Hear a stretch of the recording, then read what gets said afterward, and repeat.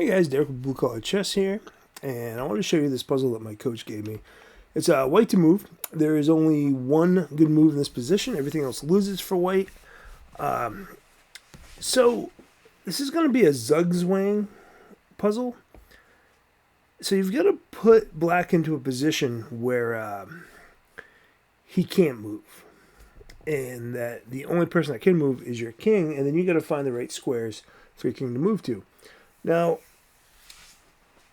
this is, in my opinion, a pretty hard puzzle. I had a hard time with it. So when he gave it to me, I wasn't particularly feeling well, and I'm still not, actually. I'm making this video right after. And I found the first couple moves no problem, but the follow-up was very difficult. Because if you look at this optically, is those three pawns look like they should just push the king right out of the way, and it should just be an easy win for black. But it's actually not.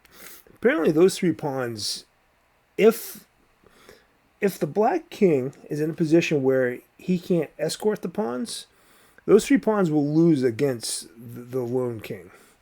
And that's pretty amazing, really. So let's take a look at this here. So, honestly, you should pause it and try to figure it out on your own. I would go to a Elite Chess Study, create this position. And just try to work it out on your own. So pause it, that type of thing. But anyway, so we're just going to play the first move for you.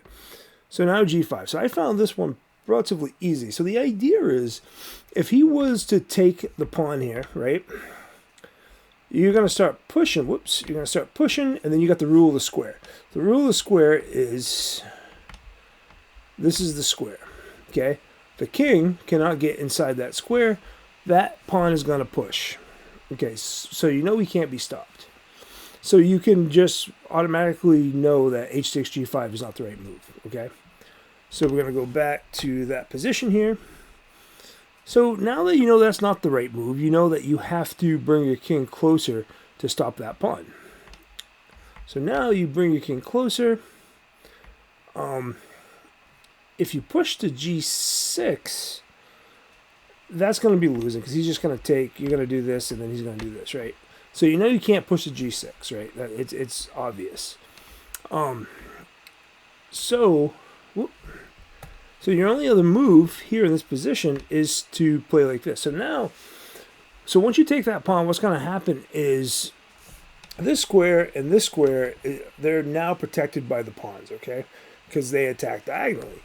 So this king has to move into the square. So again, this is the square.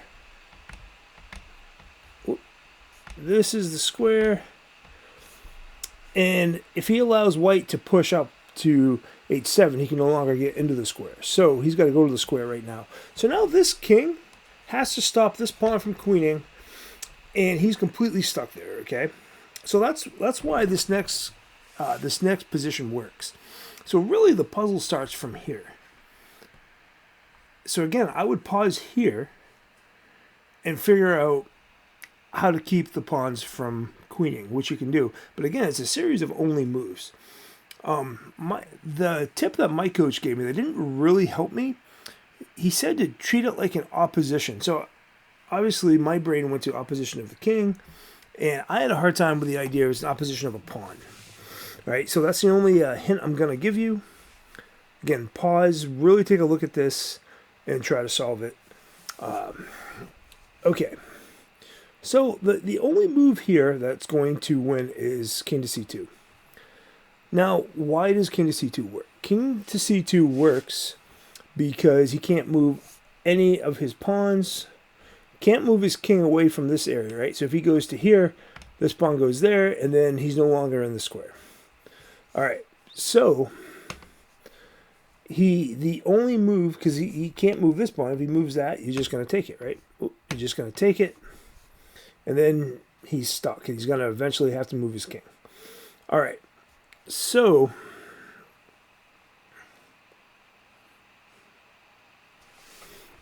yeah. So say if he plays d3, you're going to play king to c3. He's going to play there, and you're just going to play king to d2, and you're good to go. You have nothing to worry about. So back to king to c2. His only move is going to be this move right here, c4. So now you're back to another decision, which square to move to. So you've got this one. Well, I said circles. This one, this one, this one, this one, and this one, right? So here you want to move your king straight back. And the reason is because if you move your king straight back, you can meet any of the moves. So if he plays his pawn there, you have to be able to play here, because if he does this, like he checks you, you're going to play king takes b3, and then he has to move his king, because any pawn move is going to lose pawns, right? Okay. So if he plays this move, you're going to get to here, and he has to move his king, or he has to move a pawn. If he moves a pawn, let's see what happens. You take there.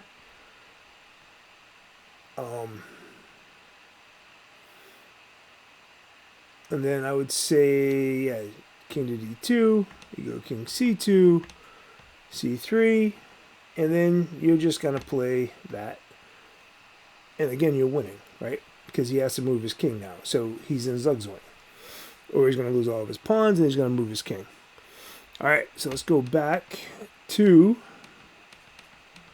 this position right here.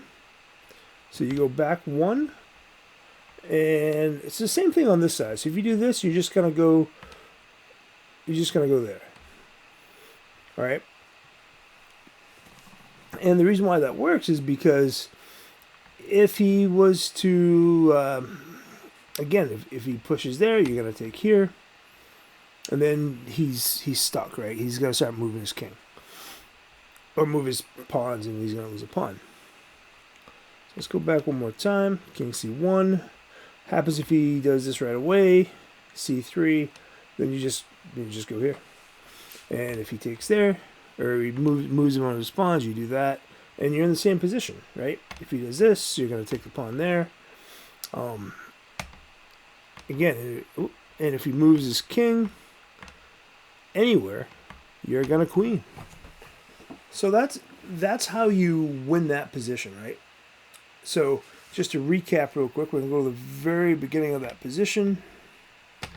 And it only works because the king has to get inside the square. Okay? Again, that's the square. So the king has to play... Whoops. The king has to... Sorry about that, guys. The king has to place himself here. And at that point, you have to go to king c2. And there's just no move. So I'd say we'll try to get tricky. d3. King takes d3. And then, like, he just doesn't have anything. So b3 here, you would just go to king to c3. And then after c4, you would just play king to b2. And you're good to go. Okay. Hopefully you see all that. So it's a pretty cool position. Like, so I don't know where he got it from. I think he said some book used it for example of Zugzwang. Zugzwang. And yeah, so I really liked it. I thought it was interesting. I had a hard time with it. Again, I wasn't particularly feeling well. At least that's my excuse, you know. So yeah, guys. So this is Derek Blue Collar Chess. I hope you found this position kind of interesting, and I hope you're able to learn some techniques there. All right, talk to you guys later.